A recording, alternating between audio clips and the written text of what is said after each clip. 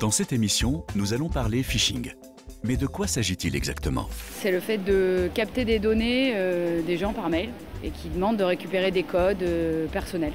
Pour moi, c'est lorsqu'on reçoit des messages, notamment mail plutôt, mais ça peut aussi peut-être être par téléphone, qui nous incitent à donner des identifiants, par exemple des mots de passe, éventuellement même peut-être des codes de carte bleue.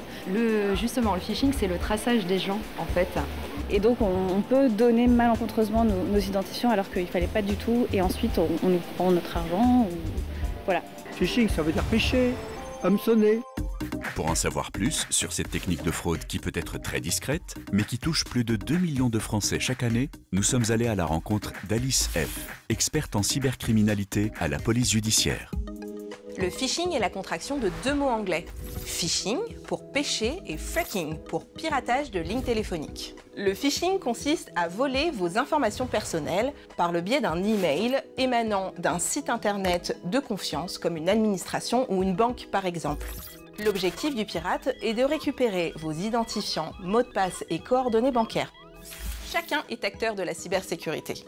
En cas de doute sur un email, n'hésitez pas à le signaler sur la plateforme Pharos de la police nationale au www.internet-signalement.gouv.fr.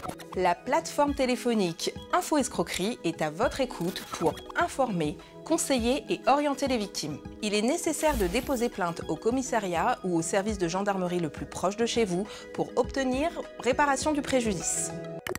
Pour éviter le phishing, il suffit d'être vigilant et d'adopter des réflexes simples au quotidien, comme nous l'explique Béatrice Durand, responsable éducation financière du programme Les Clés de la Banque.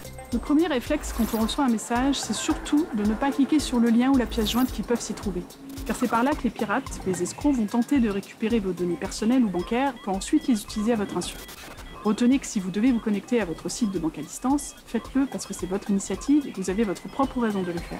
Autrement dit, ne donnez pas suite à un message, même s'il a un ton alarmant ou qu'il vous demande une action urgente. Si besoin, prenez le temps de faire des vérifications nécessaires au numéro que vous connaissez.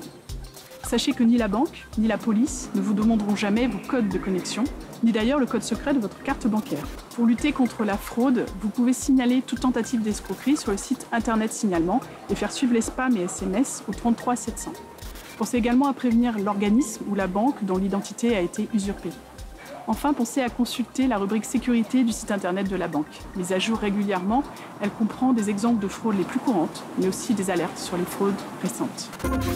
Si toutefois vous avez cliqué sur un lien frauduleux et saisi par exemple votre numéro client et votre code confidentiel, contactez au plus vite le service relations clients ou votre banque afin de faire bloquer et changer vos codes bancaires à distance et surveiller votre compte. En cas de débit, contestez l'opération auprès de votre banque et déposez plainte. Retrouvez toutes ces informations sur le site lesclésdelabanque.com.